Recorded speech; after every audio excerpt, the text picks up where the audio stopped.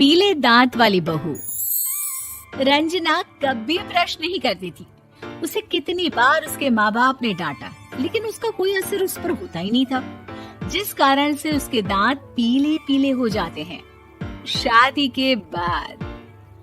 अरे बहू, वैसे तो तुझ में कोई कमी नहीं है, पर तेरे दांत इतने पीले कैसे हैं बेटा? कैसे मतलब? कोई सर्जरी थोड़ी ना कराई है। वो तो क्या है ना, मैं ब्रश नहीं करती थी तो पीले हो गए। अब क्या करूं? आप कहें तो लाल करवा लूं या फिर काले? यार ये क्या है, क्यों माँ से लड़ रही हो? लड़ रही हूँ? अरे मैं लड़ रही हूँ या ये बोल रही है कि दांत पीले हैं, पीले। अरे तपस्या थोड़ी ना की है इन्हें पीले करने के लिए।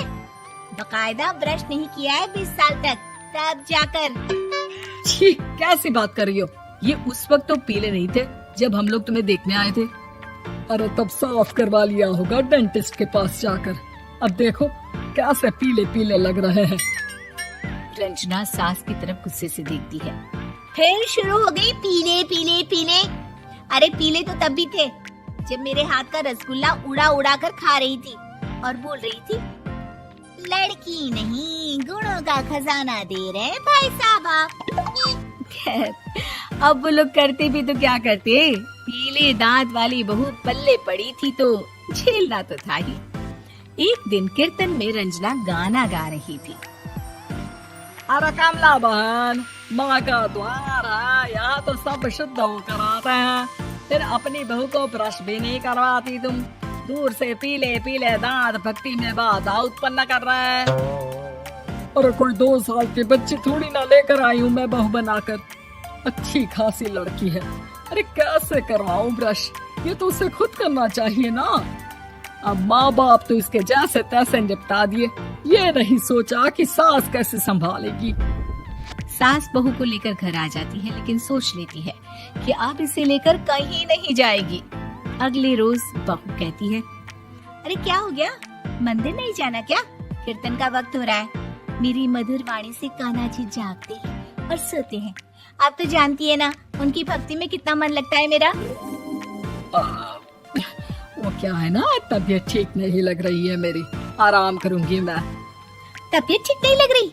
अभी तो मिथुन के गाने पर नाच रही थी आप, और अब बोल रही है कि तबीयत ठीक नहीं लग रही। अरे भक्ति में मन लगा लो सासू माँ, ऊपर जाना है, क्या मुंह दिखाओगी आप? हाँ? सास को बहू की बात पर गुस्सा आ जाता है। मैं क्या मुंह दिखाऊंगी, इसकी चिंता तो ना कर, समझी? अपने मुंह की चिंता कर, जो ये पीले पीले दांत लेकर हर जगह पहुंच जाती है। पता है लोग कितना मजाक बनाते हैं। ना जी ना, मैं नहीं जाना कहीं तेरे साथ। तो ये बात है, कोई ना, मत जाओ, मैं अपने कमरे में ही बैठकर भक्ति कर लूंगी।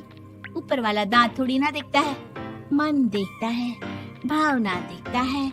और अरे बस बस, तू सब कुछ दिखा, बस ये सफेद चमकदार दांत ना दिखाना किसी को, है? जा यहाँ से। बहू को सास की बात का कोई फर्क नहीं पड़ता, वो तो जैसी थी वैसी ही रह जाती है। सुबह नहाकर किचन में खाना बनाना, फिर खाना खाना, कीर्तन भजन करना और सो जाना।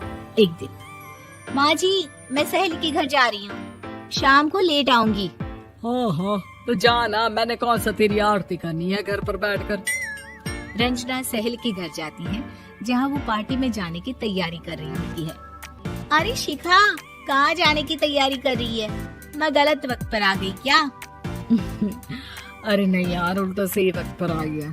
मैंने ये साड़ी और ज्वेलरी निकाली है यार, शाम को इनके ऑफिस की एक पार्टी में जाना है। बताना कैसा लग रहा है ये सब? नहीं यार, इस ड्रेस के साथ तो वो वाली ज्वेलरी अच्छी लगेगी। हाँ हाँ सही बोल रही है, मैंने ध्यान ही नहीं दिया। वैसे तो हमेशा से मस्त फैशन सेंस रखती है, तो बड़ा जाती होगी ना पति के साथ पार्टी में। रंजना कुछ नहीं बोलती, बस सोचती है कि यार काश ये बात सही हो जाती, पर मैं क्यों नहीं जाती पार्टी में? क्या इन लोगों की कोई पार्टी होती नहीं होगी? रंजना घर आती है और रात में पति से सवाल करती है, एक बात बताइए, आप मुझे किसी पार्टी में क्यों नहीं ले जाते? क्या आपके यहाँ ऑफिस में पार्टी नहीं होती? पति बेचारा क्या कहता कि दांत पीले हैं तुम्हारे इसलिए। अरे कोई पार्टी होती नहीं हम लोगों के ऑफिस में, तो कहाँ से लेकर जाऊं? और मार्केट, मॉल, कहीं वीकेंड घूमना, कहीं तो।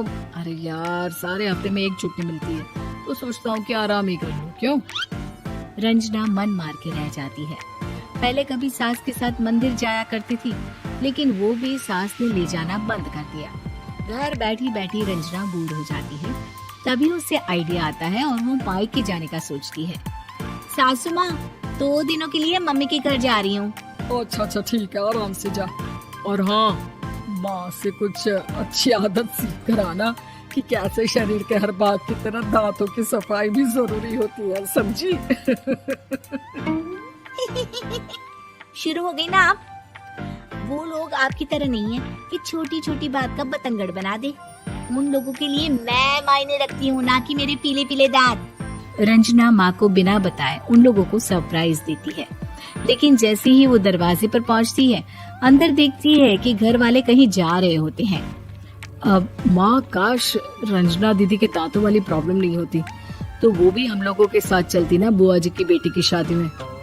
हाँ बेटा, लेकिन अब उसे कौन समझाए कि उसको उसके पीले दांत नहीं दिखते, लेकिन उसके आसपास के लोगों को कितना एम्बैरेसिंग फील कराते हैं।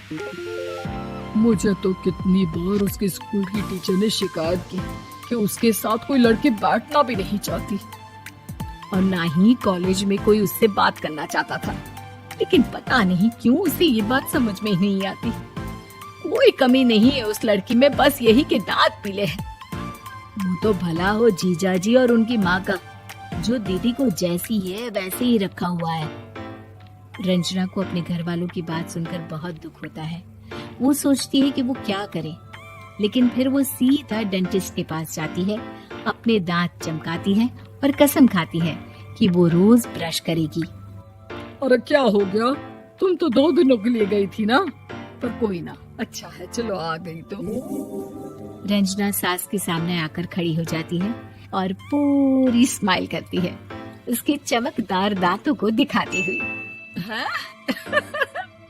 चले मंदिर। माँ, मुझे माफ कर दीजिए, मैंने आप लोगों को बहुत एम्बैरेसिंग फील करवाया। मैं आज से रोज ब्रश करूंगी।